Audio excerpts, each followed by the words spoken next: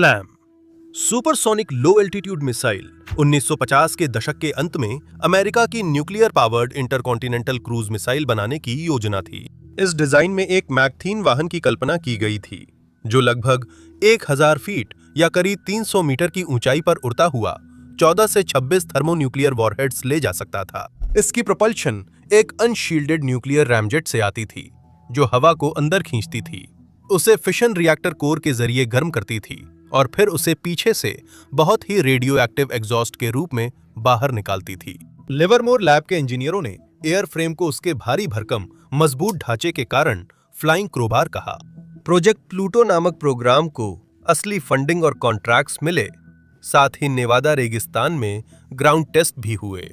1964 तक टीम ने लगभग 5 मिनट तक 500 मेगावाट से अधिक थर्मल पावर पर एक फुल स्केल रिएक्टर चलाया था। मिशन प्रोफाइल सीधा साधा था। स्लैम अमेरिकी जमीन से सॉलिड रॉकेट बूस्टर के साथ लॉन्च होता, समुद्र के ऊपर रिएक्टर चालू करता और घंटों या दिनों तक आदेश का इंतजार करता। आदेश मिलते ही यह रडार से छुपकर दुश्मन के क्षेत्र में आवाज की गति से 3 गुना तेज दौड़ता और शहरों पर हाइड्रोजन बम गिराता। सभी वारहेड्स खत्म होने पर भी मिसाइल खुद हथियार रहती थी। कम ऊंचाई पर इसकी शॉकवेव खिड़कियां तोड़ सकती थी और कान के पर्दे फाड़ सकती थी, जबकि एग्जॉस्ट ट्रेल जमीन पर विखंडन उत्पाद छोड़ती थी। एयरफोर्स और एटॉमिक एनर्जी कमीशन ने 1 जुलाई 1964 को प्रोजेक्ट प्लूटो को इसके सबसे सफल रिएक्टर रन के कुछ हफ्तों बाद रद्द कर दिया। करीब $26 करोड़ 7.5 साल से ज्यादा समय में खर्च किए गए थे। कभी भी कोई पूरा मिसाइल असेंबल नहीं किया गया। सौभाग्य से कभी कोई फ्लाइट टेस्ट नहीं हुआ। इस प्रोग्राम का मुख्य सवाल है कि इंजीनियर इसे बनाने के इतने करीब कैसे पहुंचे और क्यों रोक दिया। 1945 के बाद अमेरिका ने परमाणु ऊर्जा के सभी संभावित उपयोगों जैसे विमान प्रणोदन में पैसा लगाया। 1946 में मैनहट्टन डिस्ट्रिक्ट ने प्रोजेक्ट नीपा विमानों के प्रणोदन के लिए परमाणु ऊर्जा नामक अध्ययन शुरू किया। बाद में एयरफोर्स और एटॉमिक एनर्जी कमीशन ने अपने काम को विमान परमाणु प्रणोदन कार्यक्रम में समाहित कर दिया, जिसमें वे ऐसे बॉम्बर की तलाश में थे जो एक रिएक्टर लोड पर कई दिन उड़ सके। बॉम्बर को शील्डिंग के वजन और क्रू की विकिरण सीमा की समस्या रही, फिर भी इंजीनियरों को इसकी बुनियादी संभावना आकर्षक लगती रही। रिएक्टर उड़ान के लिए लगभग अनंत ऊष्मा स्रोत हो सकता है। सोवियत विकास ने इस खोज को तेज किया। पहला सोवियत हाइड्रोजन बम परीक्षण अगस्त 1953 में हुआ। 1950 के दशक के मध्य तक अमेरिकी योजनाकारों ने मान लिया था कि मॉस्को सतह से हवा में मार करने वाली मिसाइलें बना रहा है जो B-52 जैसे ऊंचाई पर उड़ने वाले बम वर्षकों को गिरा सकती हैं। खुफिया आकलनों ने एक सोवियत ICBM की चेतावनी दी थी, जिसे अगस्त 1957 में R-7 के प्रक्षेपण ने सही साबित किया। अमेरिकी प्रतिरोधक क्षमता के लिए ऐसे हथियार की जरूरत थी जो दुश्मन की मजबूत रक्षा के बावजूद सोवियत शहरों तक पहुंच सके। अक्टूबर 1956 में वायुसेना ने एक परमाणु संचालित रणनीतिक क्रूज मिसाइल की मांग की थी जो कम ऊंचाई पर तेज और लंबी दूरी तक रडार से बचकर उड़ सके।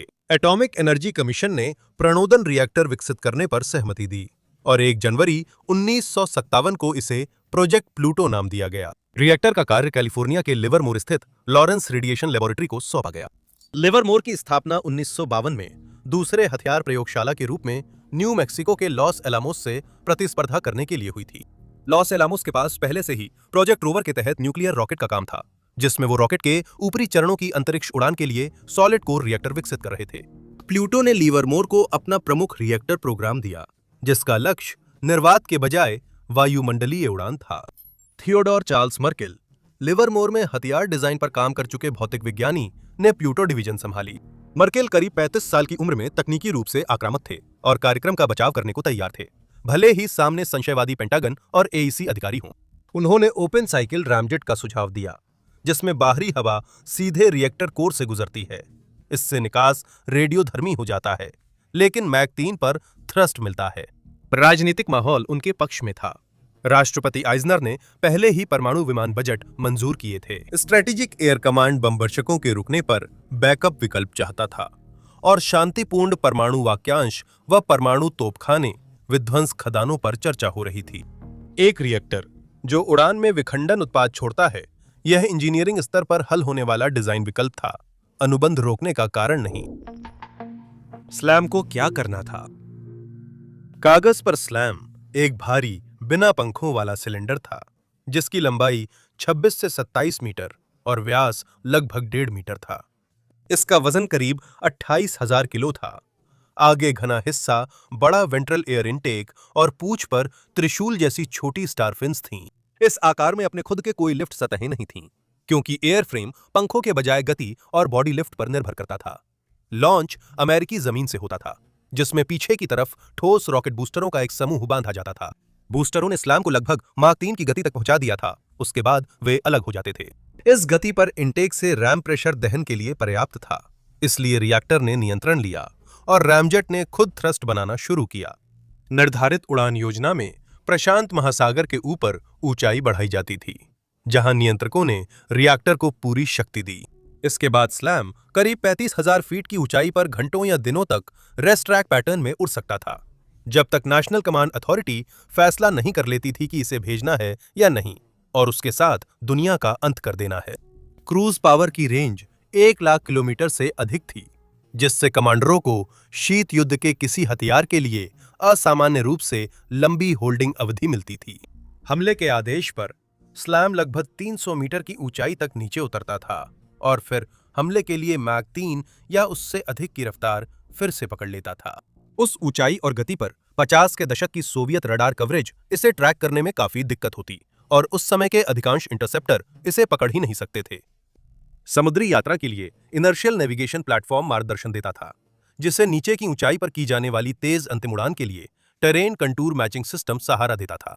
टरकॉम रडार अल्टीमीटर रीडिंग्स को जमीन के नक्शों से मिलाता था, जिससे मिसाइल घाटियों से होकर विशेष मार्गों पर जा सकती थीं।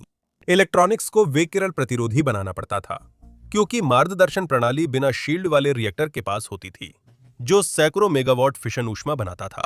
वारहेड्स ऊपरी फ्यूजलाज के अंदर रखे जाते थे। जैसे ही स्लैम अपने हर निर्धारित लक्ष्य के पास से गुजरता था, एक थर्मोन्यूक्लियर बम को गैस चार्ज द्वारा ऊपर की ओर बाहर निकाला जाता था और उसे एक बैलिस्टिक आर्क में एक अलग शहर की ओर भेज दिया जाता था। योजना के अनुसार हर मिसाइल में 14 से 26 हथियार थे, जिससे एक वाहन सोवियत संघ के भीतरी हिस्सों में लक्ष्यों की लंबी श्रृंखला पर वार कर सकता था। स्लैम का नुकसान सिर्फ बमों तक सीमित नहीं था।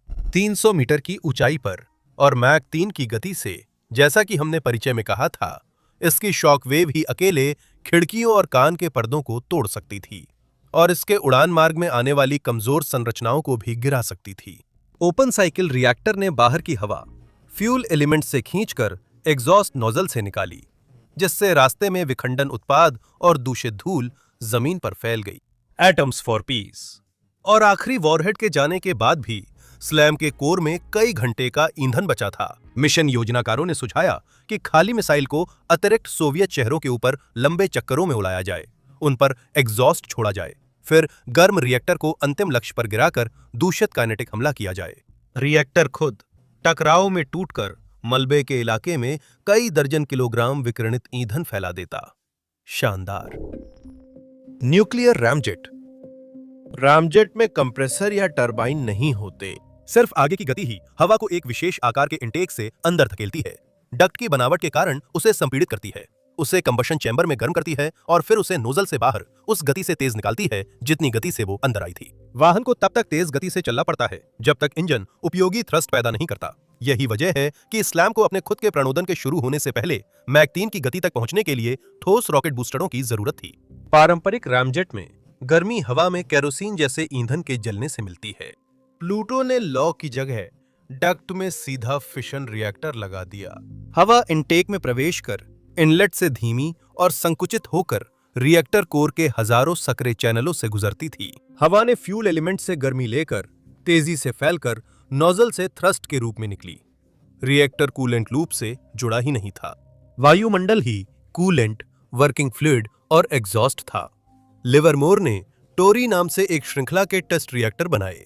टोरी 2A पहला चलने वाला प्रोटोटाइप था, जिसे कोर कॉन्सेप्ट साबित करने के लिए आंशिक पैमाने पर बनाया गया।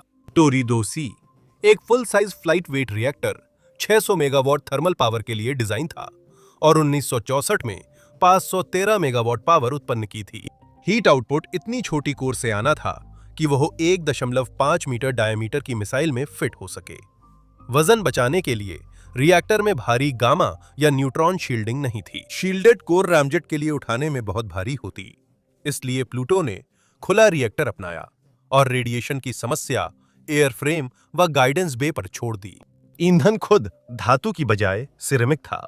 इंजीनियरों को ऐसी सामग्री चाहिए थी जो 1250 डिग्री सेल्सियस से ज्यादा तापमान पर अपना आकार बनाए रखे, न्यूट्रॉन और सुपरसोनिक हवा से भी क्षतिग्रस्त न हो। उन्होंने बेरिलियम ऑक्साइड के छोटे षटकोणीय ब्लॉकों को चुना, जिनमें विखंडनीय सामग्री के रूप में यूरेनियम डाइऑक्साइड भरा गया था। हर ब्लॉक में गोल छेदों की पंक्ति थी और ये ब्लॉक छत्ते की तरह जुड़े थे। पूरी संरचना करीब 1.5 मीटर चौड़ी और 1.6 मीटर लंबी थी, जिसमें लगभग 27,000 अलग-अलग वायु चैनल थे, जो आगे से पीछे तक जाते थे। इन ब्लॉकों का निर्माण कार्यक्रम की सबसे कठिन औद्योगिक समस्याओं में था। बेरिलियम ऑक्साइड की मशीनिंग विषैली होती है और समान माप में बनाना मुश्किल है, जबकि प्लूटो के लिए हजारों सटीक टुकड़े चाहिए थे। लिवरमोर ने कोलोराडो के गोल्डन की कूर्स पोर्सिलेन कंपनी से अनुबंध किया, जो सिरेमिक डिनरवेयर और पास की ब्रेवरी के लिए प्रसिद्ध थी। कूर्स ने बड़े बैचों में ईंधन तत्व बनाए, जिससे कंपनी का उच्च तापमान सिरेमिक विभाग काफी बढ़ा। कोर को एक साथ रखना भी एक अलग चुनौती थी। पूरी शक्ति पर थर्मल विस्तार इतना अधिक था कि स्टैक में सावधानीपूर्वक गैप्स और टाई रॉड्स का इस्तेमाल करना पड़ा, जिससे ब्लॉक बिना नुकसान के फैल सिकुड़ सकें। कोर के पास धातु हार्डवेयर को न्यूट्रॉन फ्लक्स सहना पड़ता था बिना भंगुर हुए, जबकि कंट्रोल वेन्स के एक्ट्यूएटर्स हाइड्रोलिक द्रव के बजाय संपीड़ित गैस पर चलते थे, क्योंकि सामान्य तेल विकिरण में टूट जाता था। मूलभूत भौतिकी सरल थी। हवा को गर्म करो, उसे तेजी से बाहर निकालो और थ्रस्ट पाओ, एबीसी। इसे हार्डवेयर में बदलने का मतलब था कि 500 मेगावाट का फिशन कोर घंटों तक सुरक्षित रहे, जबकि मैक 3 की रफ्तार से 1200 डिग्री से ज्यादा तापमान पर हवा हजारों चैनलों से गुजरे, बिना कूलेंट लूप और शील्ड के। एक भी टेढ़ा या टूटा हुआ फ्यूल ब्लॉक किसी एयर चैनल को बंद कर सकता था, स्थानीय तापमान बढ़ा सकता था और कोर के बाकी हिस्सों में विफलताओं की एक श्रृंखला शुरू कर सकता था। उड़ता सब्बल बनाना। अब रिएक्टर इस वाहन का एक हिस्सा था। प्लूटो को ऐसा एयरफ्रेम चाहिए था जो मैक 3 पर 300 मीटर ऊंचाई पर घंटों उड़ सके, बिना टूटे या इंटेक ज्योमेट्री खोए। चांस वॉट, जो 1961 में लिंक टेम्को वॉट बना, ने उसी साल एयरफ्रेम का कॉन्ट्रैक्ट जीता। मार्कहार्ट कॉर्पोरेशन ने रामजेट इनलेट्स और टोरी रिएक्टर के प्रोपल्शन डक्ट का एकीकरण संभाला।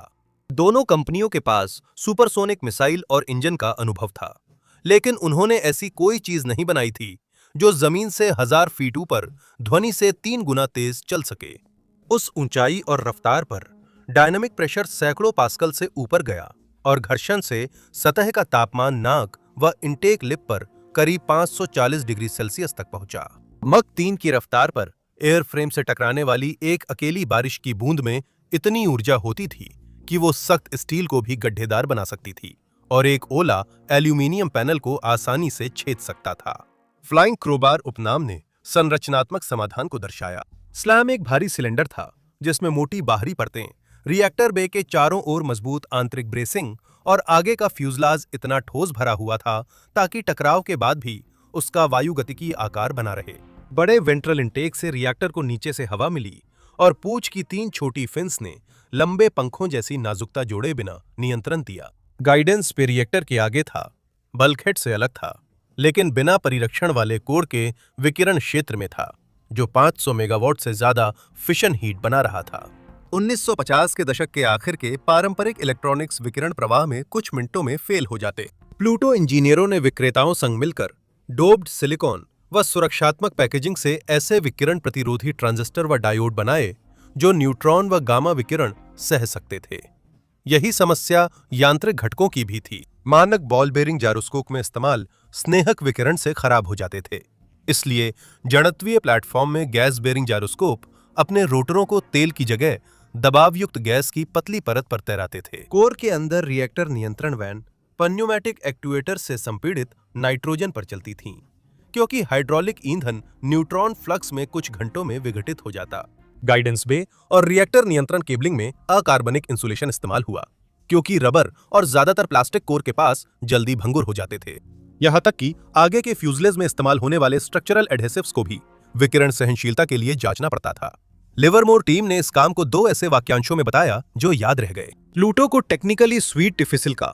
ये वही अभिव्यक्ति थी जिसे रॉबर्ट ओपेनहाइमर ने हाइड्रोजन बम के बारे में इस्तेमाल किया था, यानी ऐसी सुरुचिपूर्ण समस्या जिसे इंजीनियर ठुकरा नहीं सकते थे। टीम ने एक पुराना लॉस एलामोस का वाक्यांश भी उधार लिया, ड्रैगन की पूंछ को गुदगुदाना, जिसे मूल रूप से हाथों से किए जाने वाले बिना ढके फिशाइल पदार्थ के क्रिटिकलिटी प्रयोगों के लिए इस्तेमाल किया जाता था। मर्केल के समूह ने इसका इस्तेमाल रोजमर्रा की हकीकत दिखाने के लिए किया, जिसमें आबादी वाले हवाई क्षेत्र में उड़ते हुए खुले रिएक्टर के इर्द गिर्द डिजाइन करना शामिल था।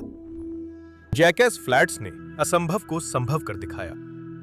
अब टोरी रिएक्टरों को ना तो उड़ाया जा सकता था, ना ही सामान्य इंजन सेल में चलाया जा सकता था। 500 मेगावाट ओपन साइकिल रिएक्टर, जो कोर से कच्ची वायुमंडलीय हवा खींचता है, को ऐसे परीक्षण की जरूरत थी जिससे उसे मैक 3 पर मिलने वाली जैसी वायु प्रवाह स्थितियां मिल सके। साथ ही रेडियोधर्मी निकास को इतनी अच्छी तरह से नियंत्रित रखना था कि क्रू के सदस्य बाद में बिना भयानक रूप से विषाक्त हुए वहां से जा सकें। चयनित स्थान जैकेस फ्लैट्स था, जो नेवादा टेस्ट साइट के एरिया 401 में है और लास वेगस से करीब 145 किमी उत्तर पश्चिम में स्थित है।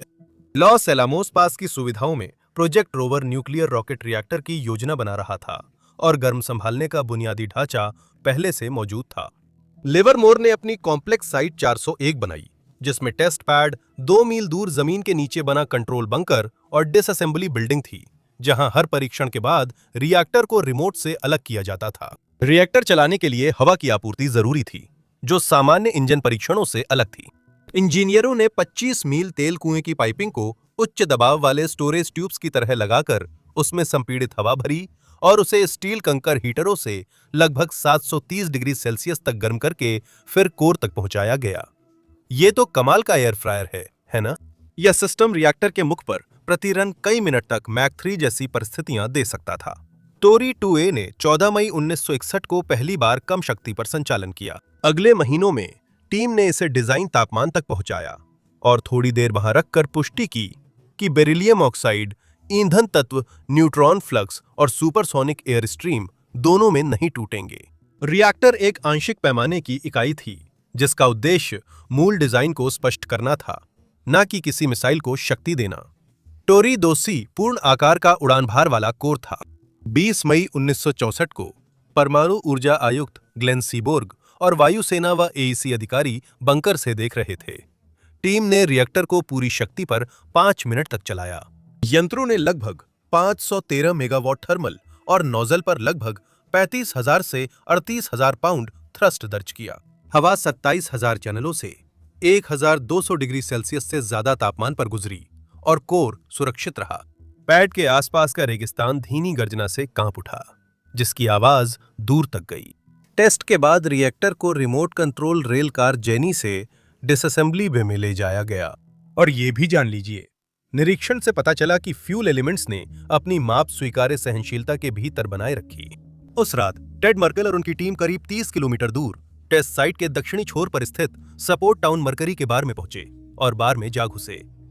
प्लूटो के अनुभवी लोगों ने बाद में यह कहानी दोहराई, जिसमें मर्कल और इंजीनियर एक पियानो को अंदर घसीट रहे थे ताकि एक भौतिक विज्ञानी उसे बजा सके। शराब पीने का सिलसिला देर तक चला और बताया जाता है कि मर्केल ने शाम का कुछ हिस्सा कॉकटेल नैपकिन पर उड़ान परीक्षण की दिशाएं बनाते हुए बिताया। हे भगवान! टोरी 2C परीक्षण ने प्रोजेक्ट प्लूटो की मुख्य तकनीकी समस्या हल कर दी।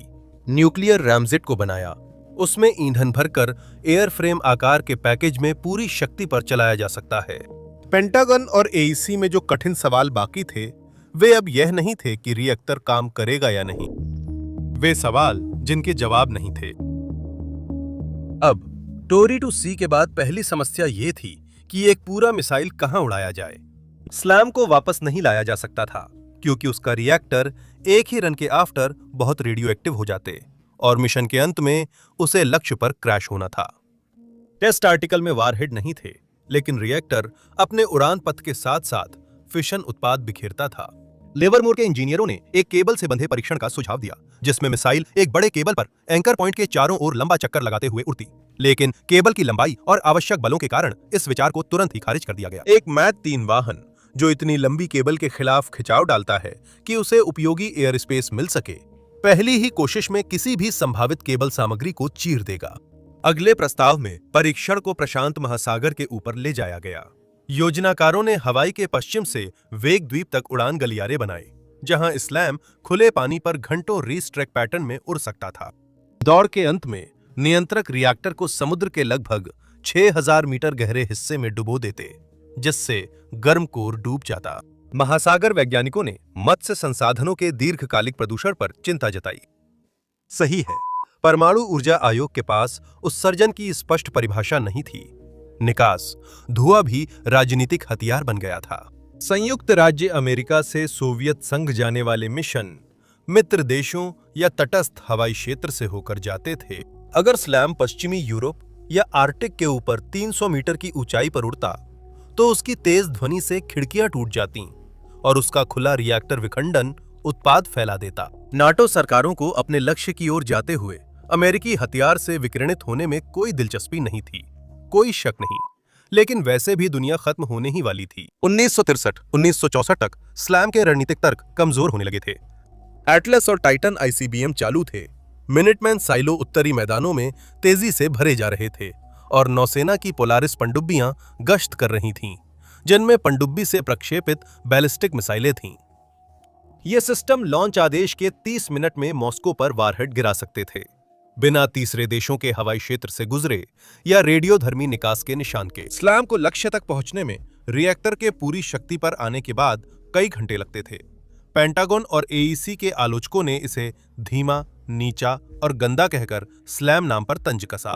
स्ट्रेटेजिक एयर कमांड के योजनाकारों ने इसे एक ऐसा हथियार बताया जिसका कोई मिशन नहीं था, क्योंकि स्लैम जिन भी लक्ष्यों को निशाना बना सकता था वे पहले से ही तेज और साफ सिस्टम्स द्वारा कवर किए जा चुके थे। रक्षा विभाग में रॉयल मैकनमारा के दफ्तर ने हर प्रोग्राम में लागत प्रभावशीलता देखी, जिससे प्लूटो की स्थिति कमजोर थी। लागत के आंकड़े भी इसके खिलाफ थे। 1964 तक प्लूटो पर करीब $260 मिलियन खर्च हुए, मुख्य रूप से रिएक्टर विकास और साइट 401 टेस्ट कॉम्प्लेक्स में। अनुमानित यूनिट लागत करीब 40 से $50 मिलियन। हालांकि यह आंकड़ा विवादित था 1964 के डॉलर में, जो प्रति मिसाइल $3 मिलियन के न्यूनतम खर्च से काफी ज्यादा था। कूटनीतिक माहौल भी बदल चुका था। अगस्त 1963 में हस्ताक्षरित लिमिटेड टेस्ट बैन संधि ने वायुमंडल, पानी के नीचे और अंतरिक्ष में परमाणु हथियार परीक्षणों पर रोक लगाई, जो अक्टूबर 1963 में लागू हुई। संधि ने स्लैम पर प्रतिबंध नहीं लगाया क्योंकि कानूनी रूप से मिसाइल परमाणु परीक्षण वस्तु नहीं थी। इसने वायुमंडल में फिशन उत्पाद छोड़ने का विरोध जताया और रिएक्टर के गर्म एग्जॉस्ट को प्रशांत महासागर के ऊपर छोड़ने वाले फ्लाइट टेस्ट प्रोग्राम का अंग्रेज और मित्र देशों की सरकारों के सामने बचाव करना मुश्किल हो गया। 1 जुलाई 1964 को वायुसेना और परमाणु ऊर्जा आयोग ने प्रोजेक्ट प्लूटो रद्द किया। यह कार्यक्रम 7 साल 6 महीने चला और करीब $260 मिलियन खर्च हुए। 6 हफ्ते पहले टोरी 2C ने जैकेस फ्लैट्स में 5 मिनट तक पूरी शक्ति से काम किया, जो इसकी सबसे बड़ी तकनीकी उपलब्धि थी। लेकिन कोई भी पूरी तरह तैयार SLAM कभी भी असेंबल नहीं किया गया। कभी भी उड़ान परीक्षण की कोशिश नहीं हुई। रद्द करने का आदेश आने के कुछ दिन बाद टेड मर्केल ने लिवरमोर प्लूटो टीम को लास्ट सपर के लिए इकट्ठा किया। उन्होंने SLAM के आकार के टाइटैक्स बनवाए, जिन पर मिसाइल और त्रिशूल जैसी फिन्स सिल्वर में बनी थीं, और ये उन इंजीनियरों को दिए गए जिन्होंने प्रोग्राम को आगे बढ़ाया। उन्होंने प्रोग्राम पर तंज कसते हुए प्लूटो वाटर की बोतलें विदाई मजाक के रूप में बांटीं, जो 19वीं सदी के अंत से अमेरिकी दवा दुकानों में बिकता था। कई टाइटैग्स निजी संग्रहों और एटॉमिक हेरिटेज फाउंडेशन में हैं। मर्केल खुद 1966 में सिर्फ 41 साल की उम्र में रद्दीकरण के 2 साल से भी कम समय बाद चल बसे। कई वरिष्ठ प्लूटो इंजीनियर लिवरमोर के हथियार डिजाइन या विकिरण प्रतिरोधी अंतरिक्षयान इलेक्ट्रॉनिक्स पर गए।